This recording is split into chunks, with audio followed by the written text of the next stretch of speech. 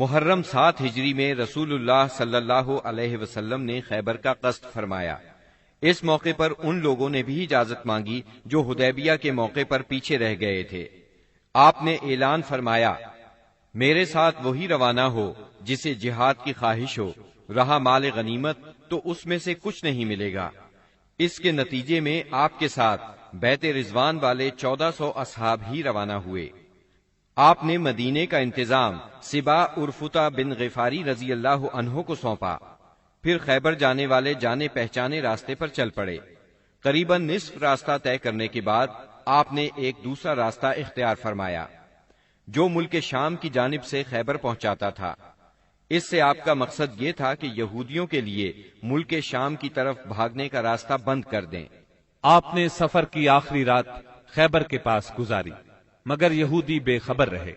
پھر فجر کی نماز اندھیرے میں پڑھی اور سوار ہو کر خیبر کا رخ کیا۔ ادھر یہود بے خبری میں اپنے پھاوڑے اور ٹوکریاں وغیرہ لے کر اپنی زمینوں کی طرف نکلے۔ انہوں نے اچانک لشکر کو سامنے دیکھا تو چیختے ہوئے بھاگے۔ اللہ کی قسم، محمد لشکر سمیت آ گئے۔ نبی صلی اللہ علیہ وسلم نے فرمایا، اللہ اکبر، خیبر تباہ ہوا۔ جب ہم کسی قوم کے میدان میں اتر پڑتے ہیں تو ڈرائے ہوئے لوگوں کی صبح بری ہو جاتی ہے۔ خیبر مدینہ منورہ سے 171 کلومیٹر شمال میں واقع ہے۔ اس وقت اس کی آبادی 3 حصوں میں بٹی ہوئی تھی، ایک نطات، دوسرے قتیبہ اور تیسرے شق۔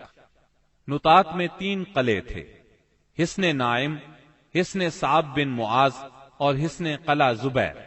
شق میں 2 قلعے تھے، حصن ابی اور حصن نزار۔ اور قتیبہ میں 3 قلعے تھے، حصن قموس، حصن وتیح، حصن سلالم۔ ان کے علاوہ خیبر میں مزید قلعے اور گڑھیاں بھی تھیں، مگر وہ چھوٹی تھیں اور طاقت اور حفاظت میں ان کے ہم پلہ نہیں تھی۔ رسول اللہ صلی اللہ علیہ وسلم نے نطات کے قلعوں کے مشرق میں تیروں کی پہنچ سے دور پڑاؤ ڈالا اور حصن نائم کے محاصرے سے جنگ کا آغاز کیا۔ یہ بہت بلند، محفوظ اور مشکل چڑھائی والا قلعہ تھا اور یہود کی پہلی دفاعی لائن کی حیثیت رکھتا تھا۔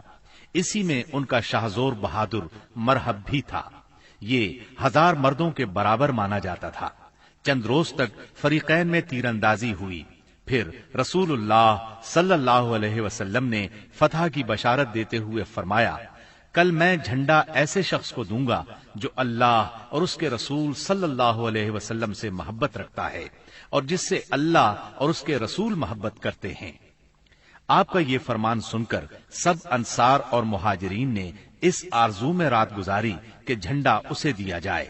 صبح ہوئی تو آپ نے فرمایا، علی کہاں ہیں؟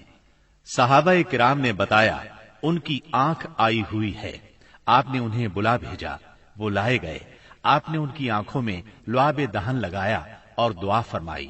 وہ اسی وقت شفا یاب ہو گئے، گویا انہیں کوئی تکلیف تھی ہی نہیں۔ پھر انہیں جھنڈا دیا اور فرمایا، جنگ سے پہلے انہیں اسلام کی دعوت دو۔ ادھر یہود نے اپنی عورتیں اور بچے شق کے قلعے میں بھیج دیے تھے اور اس صبح طے کیا تھا کہ کھلے میدان میں جنگ کریں گے۔ چنانچہ جب سیدنا علی رضی اللہ عنہ ان کے پاس پہنچے تو انہیں جنگ کے لیے تیار پایا۔ آپ نے انہیں اسلام کی دعوت دی، انہوں نے صاف انکار کر دیا۔ مرحب نے فخر اور غرور سے تلوار لہرائی اور دعوت مبارزت دی، یعنی اپنے مقابلے میں کسی کو بھی آنے کے لیے للکارا۔ اس نے یہ شعر پڑھا، قد علمت خیبر انی مرحب، شاک السلاح بطل مجرب، اذا الحروب اقبلت تلہب۔ یعنی خیبر جانتا ہے کہ میں مرحب ہوں، ہتھیار پوش، بہادر اور تجربہ کار، جب جنگ و پیکار شعلہ زن ہو۔ اس کے مقابلے میں سیدنا عامر بن اقوا رضی اللہ عنہ نمودار ہوئے۔ وہ کہہ رہے تھے، قد علمت خیبر انی عامر، شاک السلاح بطل مغامر۔ یعنی خیبر جانتا ہے میں عامر ہوں، ہتھیار پوش، شہزور اور جنگجو۔ پھر دونوں نے ایک دوسرے پر وار کیا۔ مرحب کی تلوار سیدنا عامر کی ڈھال میں پھنس گئی۔ انہوں نے چاہا کہ اپنی تلوار اس کی پنڈلی پر ماریں، لیکن ان کی تلوار چھوٹی تھی، اس کی پنڈلی تک پہنچنے کی بجائے پلٹ کر خود ان کے گھٹنے میں آ لگی۔ بعد میں انہوں نے اسی چوٹ سے انتقال کیا۔ نبی صلی اللہ علیہ وسلم نے سیدنا عامر کے بارے میں فرمایا، ان کے لیے دگنا اجر ہے، وہ بڑے جانباز مجاہد تھے، کم ہی ان جیسا کوئی عرب روئے زمین پر چلا ہوگا۔ سیدنا عامر رضی اللہ عنہ کے زخمی ہو جانے پر سیدنا علی رضی اللہ عنہ مرحب کے مقابلے پر آئے۔ آپ یہ شعر پڑھ رہے تھے، انا الذی سمتنی امی حیدرا کلیس غابات کریہ المنظرا اوفیہمی بالصاع کیل السندرا، یعنی میں وہ شخص ہوں کہ میری ماں نے میرا نام حیدر یعنی شیر رکھا ہے، جنگل کے شیر کی طرح خوفناک، میں انہیں سا کے بدلے نیزے کی ناپ پوری کروں گا۔ اس کے بعد مرحب کے سر پر تلوار کا ایسا وار کیا کہ وہ وہیں ڈھیر ہو گیا۔ اس کے بعد مرحب کے بھائی یاسر نے نکل کر مقابلے کی دعوت دی۔ اس کے مقابلے میں سیدنا زبیر بن عوام نکلے اور اسے اس کے بھائی کے پاس پہنچا دیا۔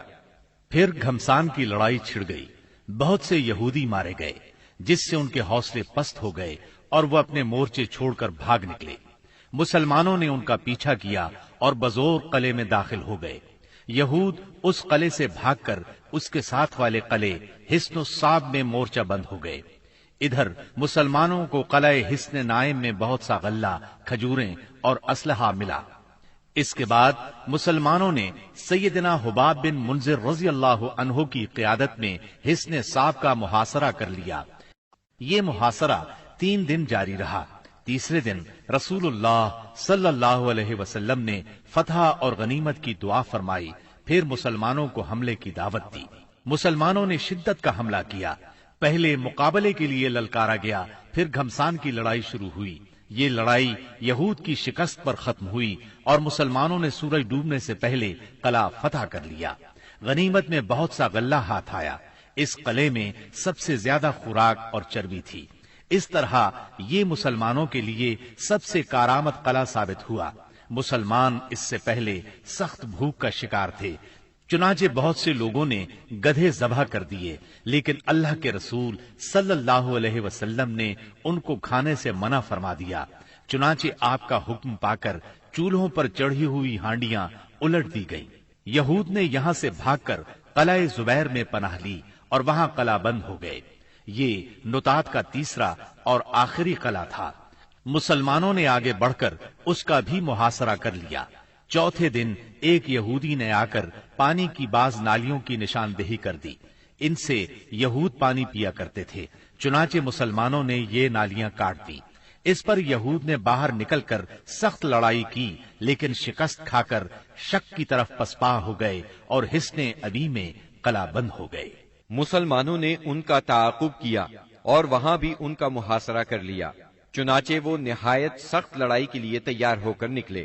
ان کے ایک بہادر نے نکل کر مقابلے کی دعوت دی اور مارا گیا، پھر دوسرا نکلا اور وہ بھی مارا گیا۔ اسے سیدنا ابو دجانہ سماک بن خراشان انصاری رضی اللہ عنہ نے قتل کیا، اور اسے قتل کرتے ہی وہ تیزی سے قلعے میں جا گھسے۔ ان کے ساتھ ہی اور مسلمان بھی داخل ہو گئے۔ کچھ دیر تک قلعے کے اندر لڑائی جاری رہی، پھر یہود نے راہ فرار اختیار کی اور اس علاقے کے سب سے آخری قلعے حصن نزار میں قلعہ بند ہو گئے۔ مسلمانوں کو حصن ابی سے بہت سا مال غنیمت ہاتھ آیا۔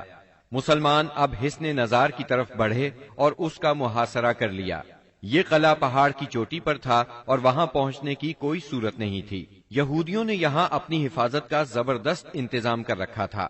انہیں یقین تھا کہ اس قلعے میں مسلمان داخل نہیں ہو سکیں گے، اس لیے انہوں نے اس قلعے میں عورتوں اور بچوں سمیت قیام کیا، تیر اور پتھر برسا کر سخت جوابی کارروائی کی۔ جواب میں مسلمانوں نے بھی منجنیق نصب کر کے اس قلعے پر پتھروں کی بارش شروع کر دی۔ اس سے ان کے دلوں پر رعب چھا گیا اور وہ کوئی قابل ذکر سختی برداشت کیے بغیر قتیبہ کے علاقے کی طرف بھاگ نکلے۔ مسلمانوں کو اس قلعے سے تانبے اور مٹی کے برتن ملے۔ ان کے بارے میں رسول اللہ صلی اللہ علیہ وسلم نے فرمایا، ان کو دھو لو اور ان میں کھانا پکاؤ۔ اس کے بعد مسلمان قلعہ قموس کی طرف بڑھے۔ یہ قتیبہ کا پہلا قلعہ تھا۔ 14 یا 20 دن تک اس کا محاصرہ جاری رہا۔ اس کے بعد یہود نے پناہ طلب کر لی۔ یہ بھی کہا جاتا ہے کہ انہوں نے پناہ طلب نہیں کی تھی، مسلمانوں نے لڑ کر فتح کیا اور یہود باقی 2 قلعوں وتیح اور سلالم کی طرف بھاگے۔ لیکن جب مسلمانوں نے ان کے محاصرے کے لیے پیش قدمی کی تو یہود نے اس شرط پر امان طلب کر لی کہ وہ عورتوں اور بچوں سمیت خیبر کی سرزمین سے جلا وطن ہو جائیں گے۔ رسول اللہ صلی اللہ علیہ وسلم نے یہ شرط مان لی اور آپ نے یہ بھی اجازت دی کہ سونے، چاندی، گھوڑے اور ہتھیاروں کے علاوہ وہ اپنی سواریوں پر جو کچھ اور جتنا کچھ لاد سکتے ہیں لے جائیں، اور اگر کچھ چھپایا تو ذمہ ختم سمجھا جائے گا۔ اس کے بعد انہوں نے باقی 3 قلعے مسلمانوں کے حوالے کر دیے۔ مسلمانوں کو 100 زرہیں، 400 تلواریں، 1000 نیزے اور 500 عربی کمانیں ہاتھ آئیں۔ ان چیزوں کے علاوہ تورات کے کچھ صحیفے بھی ملے، لیکن یہ مانگنے والوں کو واپس دے دیے گئے۔ کنانہ ابن ابی الحقیق اور اس کے بھائی نے بدعہدی کی اور بہت سا سونا چاندی اور جواہرات چھپا دیے، لہذا ان سے ذمہ ختم ہو گیا اور بدعہدی کی سزا میں ان دونوں کو قتل کر دیا گیا۔ حیی بن اخطب کی صاحبزادی سیدہ صفیہ کنانہ کے نکاح میں تھیں، انہیں قیدیوں میں داخل کر لیا گیا۔ اس غزوے میں کل 93 یہودی مارے گئے، جبکہ مسلمان 15 کے قریب شہید ہوئے۔ سیدنا عمرو بن امیہ زمری رسول اللہ صلی اللہ علیہ وسلم کا خط لے کر نجاشی کے پاس گئے تھے۔ جب وہ حبشہ کے مہاجرین کو ساتھ لے کر واپس ہوئے تو ان میں سے ایک جماعت نے خیبر کا رخ کیا، جس میں سیدنا ابو موسیٰ اشعری اور جعفر بن ابی طالب رضی اللہ عنہما بھی تھے۔ یہ لوگ رسول اللہ صلی اللہ علیہ وسلم کے پاس پہنچے تو خیبر فتح ہو چکا تھا، لیکن ابھی مال غنیمت تقسیم نہیں ہوا تھا۔ نبی کریم صلی اللہ علیہ وسلم نے سیدنا جعفر رضی اللہ عنہ کو بوسہ دیا اور فرمایا، اللہ کی قسم میں نہیں جانتا کہ مجھے کس بات کی زیادہ خوشی ہے، خیبر کی فتح کی یا جعفر کی آمد کی۔ پھر جب مال تقسیم فرمایا تو انہیں بھی مال غنیمت میں سے حصہ دیا۔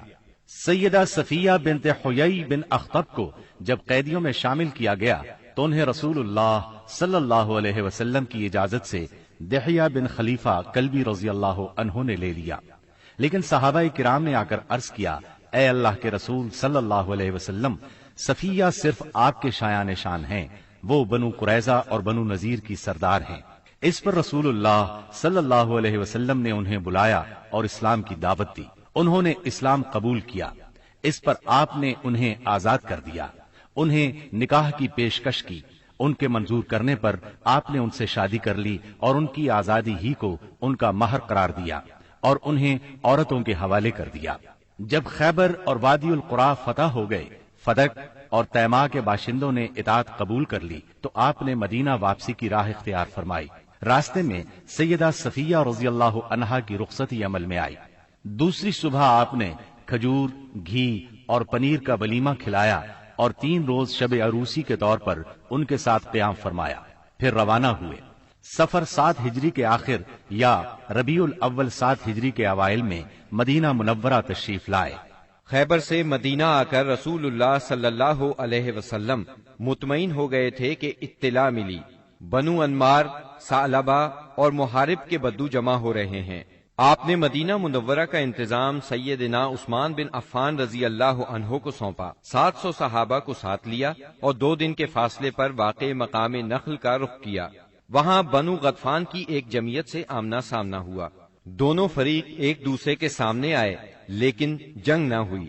نماز کی اقامت ہوئی تو نبی صلی اللہ علیہ وسلم نے مسلمانوں کو صلاۃ خوف پڑھائی، یعنی پہلے ایک گروہ کو 2 رکعت نماز پڑھائی، پھر وہ لوگ پیچھے چلے گئے تو دوسرے گروہ کو 2 رکعت نماز پڑھائی۔ اس طرح آپ کی 4 رکعت نماز ہوئی اور لشکر کی 2 رکعت۔ یہی صلاۃ خوف ہے۔ اس کی اور بھی کئی صورتیں ہیں، احادیث میں وضاحت موجود ہے۔ پھر اللہ نے دشمن کے دل میں مسلمانوں کا رعب بٹھا دیا، وہ منتشر ہو گئے اور رسول اللہ صلی اللہ علیہ وسلم مدینہ منورہ لوٹ آئے۔ اس غزوے کا نام اس لیے ذات الرقاع پڑا کہ اس سفر میں پیدل چلنے کی وجہ سے مسلمانوں کے پاؤں زخمی ہو گئے تھے۔ انہوں نے زخمی پیروں پر چیتھڑے لپیٹ لیے تھے۔ چیتھڑوں کو عربی میں رقاع کہتے ہیں۔ یہ بھی کہا جاتا ہے کہ اس کی زمین اور پہاڑ مختلف رنگ کے تھے، گویا کہ وہ رقاع یعنی پیون تھے اور کہا جاتا ہے کہ غزوے کی جگہ کا نام ہی یہی ہے۔ اس غزوے میں سب سے دلچسپ بات یہ پیش آئی کہ ایک دن نبی صلی اللہ علیہ وسلم نے ایک سایہ دار درخت کے نیچے پڑاؤ ڈالا اور اپنی تلوار اسی درخت سے لٹکا کر سو گئے، جبکہ باقی لوگ مختلف درختوں کے نیچے سو گئے۔ ایسے میں ایک مشرک اس طرف آ نکلا، اس نے رسول اللہ صلی اللہ علیہ وسلم پر تلوار سونت لی۔ آپ کی آنکھ کھل گئی تو اس نے کہا، آپ مجھ سے ڈرتے ہیں؟ جواب میں آپ نے فرمایا، نہیں۔ اس نے کہا، اب آپ کو مجھ سے کون بچائے گا؟ آپ نے فرمایا، اللہ۔ یہ سن کر اس کے ہاتھ سے تلوار گر گئی۔ آپ نے وہ تلوار اٹھا لی اور فرمایا، اب تمہیں مجھ سے کون بچائے گا؟ اس نے کہا، آپ مجھ پر احسان کیجئے۔ آپ نے اسے اسلام کی دعوت دی۔ وہ مسلمان تو نہ ہوا، لیکن اس نے یہ عہد کیا کہ وہ آپ سے لڑائی کرے گا، نہ لڑنے والوں کے ساتھ ہوگا۔ آپ نے اسے چھوڑ دیا۔ اس نے اپنی قوم میں واپس جا کر کہا، میں تمہارے پاس سب سے اچھے انسان کے پاس سے آ رہا ہوں۔